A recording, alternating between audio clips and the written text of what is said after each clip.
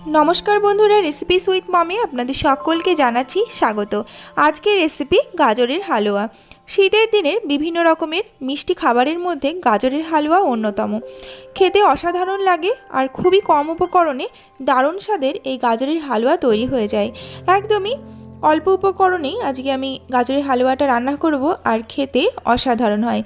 चलुन ताहले रान्नाटा शुरू करा जाक। गाजरेर हालुआ बानानोर जोन्नो मेन उपकरण गाजर आमि निये निয়েছি। जे परिमाणे हालुआ बानानो होबे सेइभाबे गाजरगुलो निते होबे। गाजरगुलो एखन परिष्कार करे धुए नेওয়ার पर आमि खोसागुलो प्रथमे छाड़िये निচ্ছি।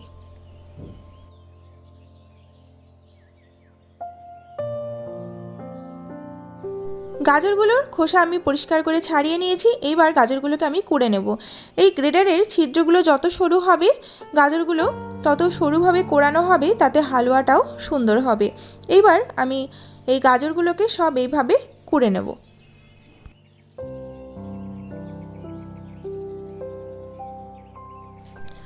গাজরগুলোকে সব কুড়িয়ে নিয়েছি। ঠিক এইভাবে একদম সরু সরু করে কুড়ে নিতে হবে, তাতে হালুয়াটাও তাড়াতাড়ি হয়ে যায়। सब गाजरगुलो कुड़िए नेওয়া হয়ে গেছে। এবার আমি হালুয়াটা তৈরি করব। হালুয়া বানানোর জন্য আমি গ্যাসের উপরে একটা কড়াই বসিয়ে দিয়েছি।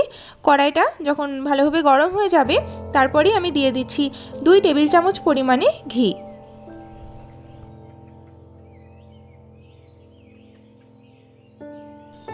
ঘিটা একদম ভালোভাবে গলে গেছে। এবার আমি কোড়ানো গাজরগুলো ঘিয়ের মধ্যে দিয়ে দিচ্ছি। এইবার খুব ভালো করে ঘিয়ের সঙ্গে গাজরটা আমি মিশিয়ে নিচ্ছি। গাজরটা যেন একটু তাড়াতাড়ি নরম হয়ে যায় সেই জন্য দিয়ে দিচ্ছি সামান্য পরিমাণে লবণ। মিষ্টি জিনিসে লবণ দিলে টেস্টটাও ভালো হয়, আর সামান্য পরিমাণে একটু লবণ দিলে গাজরটাও তাড়াতাড়ি নরম হয়ে যাবে। এইবার লবণটা দিয়ে খুব ভালো করে আমি মিশিয়ে নিচ্ছি। ভালো করে মিশিয়ে নেওয়া হয়ে গেছে। এখন আমি 2 মিনিটের জন্য ঢাকা দিয়ে রাখছি। 2 মিনিট পরে ফিরে আসলাম। গাজর থেকে অনেকটাই জল বেরিয়েছে, অনেকটা নরমও হয়ে গেছে। এইভাবে আমি ঢাকা দিয়ে দিয়ে গাজরটাকে ভালো করে সেদ্ধ করে নেব।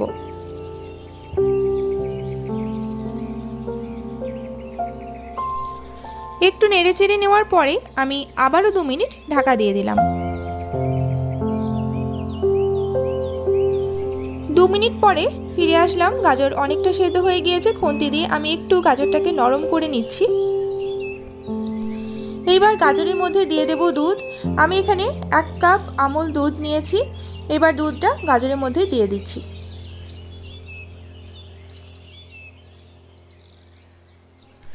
দুধটা দিয়ে গাজরের সঙ্গে খুব ভালো করে মিশিয়ে নিচ্ছি।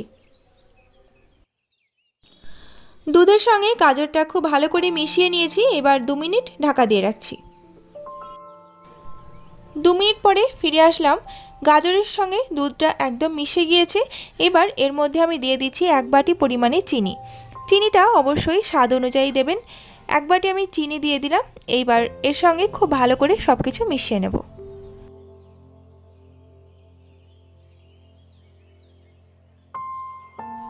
চিনিটা দিয়ে কিছুক্ষণ নাড়াচাড়া করার পরে চিনিটা একদমই গলে গিয়েছে। এইবার আমি দিয়ে দেব 1 বাটি আমুলের গুঁড়ো দুধ। হালুয়া যেহেতু বানাচ্ছি, যত দুধ দেওয়া যাবে হালুয়ার টেস্ট তত বাড়বে। আমি লিকুইড দুধ দিয়েছিলাম 1 কাপ, আর 1 বাটি দিয়ে দিলাম গুঁড়ো দুধ। এবার দুধের সঙ্গে খুব ভালো করে আমি সব কিছু মিশিয়ে নিচ্ছি।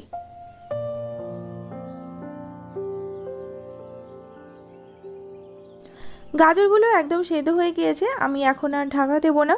দুধটা দেওয়ার পরে খুব ভালো করে এইভাবে নেড়েচেড়ে নেব। চিনি যেহেতু দেওয়া হয়েছে অনেকটাই জল বেরিয়েছে। এবার জলটা যতক্ষণ না পর্যন্ত শুকাচ্ছে ততক্ষণ পর্যন্ত আমি এইভাবে মিডিয়াম ফ্লেমে গ্যাসটাকে রেখে ভালো করে নাড়তে থাকব।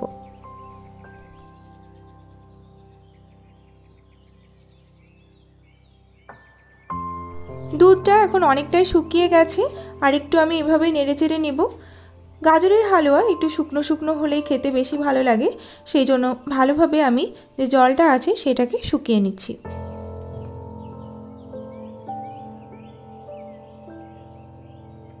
হালুয়াটা যেভাবে আমি রাখবো একদম শুকনো হয়ে গিয়েছে, এর মধ্যে আর কোনো জল নেই। এইবার নামানোর আগে আমি ছড়িয়ে দিচ্ছি এলাচের গুঁড়ো। এলাচের গুঁড়োটা দিলে হালুয়ার টেস্টটা এবং সেন্টটা আরও বেড়ে যায়, সেই জন্য একদম লাস্টে নামানোর আগে এলাচের গুঁড়োটা দিয়ে ভালো করে সব কিছুর সঙ্গে মিশিয়ে নিচ্ছি। এলাচের গুঁড়োটা দিয়ে গ্যাসের ফ্লেমটাকে বন্ধ করে দিয়েছি।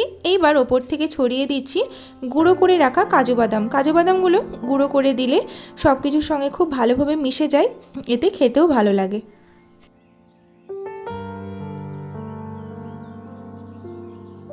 সব কিছুর সঙ্গে খুব ভালো করে মিশিয়ে নিয়েছি। গাজরের হালুয়া এখন একদম তৈরি হয়ে গেছে, এবার নামিয়ে নেব। তৈরি হয়ে গেল দারুণ স্বাদের গাজরের হালুয়ার রেসিপিটি। একদম চটজলদি এই রেসিপিটি তৈরি হয়ে যায় আর খেতেও অসাধারণ লাগে। আমি লাস্টে দেখতে ভালো লাগার জন্য কিছু গোটা কাজু, কিশমিশ আর কয়েকটা গোলাপের পাপড়ি দিয়ে গার্নিশ করেছি। বাড়িতে এই পদ্ধতিতে একবার গাজরের হালুয়া বানিয়ে দেখবেন, একদম ঝটপট তৈরি হয়ে যায় আর খেতেও অসাধারণ লাগে। আশা করি সকলের ভীষণ পছন্দ হবে। তাহলে বন্ধুরা, আজকের মতো এই পর্যন্তই। সকলে ভালো থাকবেন, সুস্থ থাকবেন। আবার নেক্সট দিন কোনো নতুন ভিডিওর সঙ্গে দেখা হবে। নমস্কার।